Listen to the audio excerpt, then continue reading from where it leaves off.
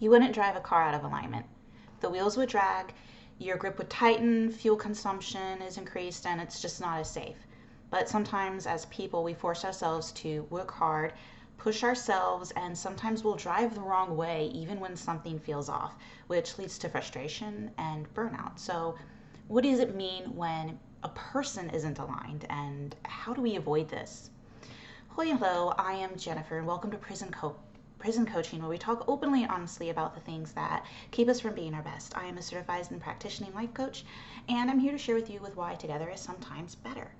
We tend to talk about alignment in increase in terms of organization. So measurements reflect goals, which support strategies, and this all increases our bottom line.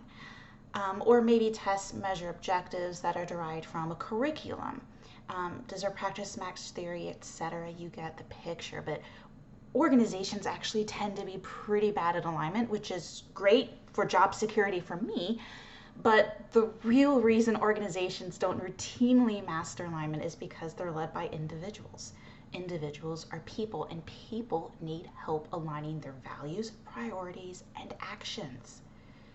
If I were to guess, the number one complaint, maybe even a universal complaint, of individuals that seek out coaching is that they aren't aligned. Their values don't translate into their actions, which means that their life is taking one path while their heart is taking another. So, how do you recognize that your heart is going in a different direction than you are? Well, frustration and burnout, as I mentioned, those are very common indicators. Sometimes, though, you might feel apathetic. You'll feel like something is missing. You might have something that's hard to put your foot on. And there's also some more pathological conditions like anxiety and depression. If you listen to your body will tell you when something's off. So, fatigue and nausea are common problems that might suggest that your case of the Mondays is really something more long term than just Monday. Maybe you haven't even thought about your values, and that's absolutely an indicator too. So if you feel like this, and you've probably been told at one point of your life or another to just kind of push through it, toughen up, shape up or ship out. Maybe those same lines in a more positive spin, like you've got this and winners never quit. Just stop believing that. It's toxic. Winners quit all the time. It's just that they know when and what to quit. They reserve their energy for what they want. They reserve their energy for the things that they value. So if you recognize that you are in need of an alignment adjustment, here's some exercises to help bring your values to the forefront of your mind. So, first, list all the values that are important to you. Brainstorm, just fill up the page, and then when you're done, just write down 3 more. And then write down 1 more. Okay, now you're finally done.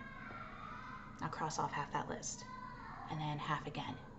Maybe now you can get it down to your top 10 and then your top 3. Chances are that those top 3 values are really important to you. They may not be the same ones that your parents set for you, or that your spouse has, or your coworkers have, and that's okay because it's you and it's yours. Now define those values and explain what they mean to you. Those are the values that you will carry with you as you plan out your life decisions. Alternately, if you can think about the happiest moments of your life, like relive them a little if you'd like. What made them happy for you? Are these your values? You can drill that down a little bit too. So like if you think of your wedding, was it the first dance with your spouse, or was it watching months of planning result in something beautiful that was meaningful? Don't forget the little memories too. Maybe a field trip in grade school to a wildlife conservation center fueled your passion for the environment, and you've had that on the back burner for a while. There are no right or wrong answers. And then a third technique, write your obituary. What do you want people to have said about you when you pass? What kind of life would you want people to say you had? How are your actions leading you to this?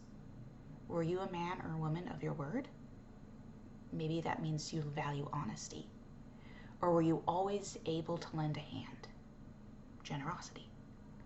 Don't forget to define what these terms mean to you, not according to the dictionary, but how they impact your life in a very personal and real way. Once you have your values listed and defined, you've taken the first step to alignment. You know you have a baseline by which to judge your actions. Sometimes people want a coach for this step because it can be really hard to do this yourself, especially if you desire change and it's really drastic. And by this, I mean your current actions are really far from your desired values. It helps to have someone to help you frame and develop your goals as well as develop a plan and to hold you accountable. That's a big step in coaching because we don't want you to go back to your unhappy self once the coaching relationship is over. Progress is superficial if it doesn't support your values. Thank you so much for watching. If you'd like to see more, please hit the like and subscribe button. Be kind to yourself and good to each other.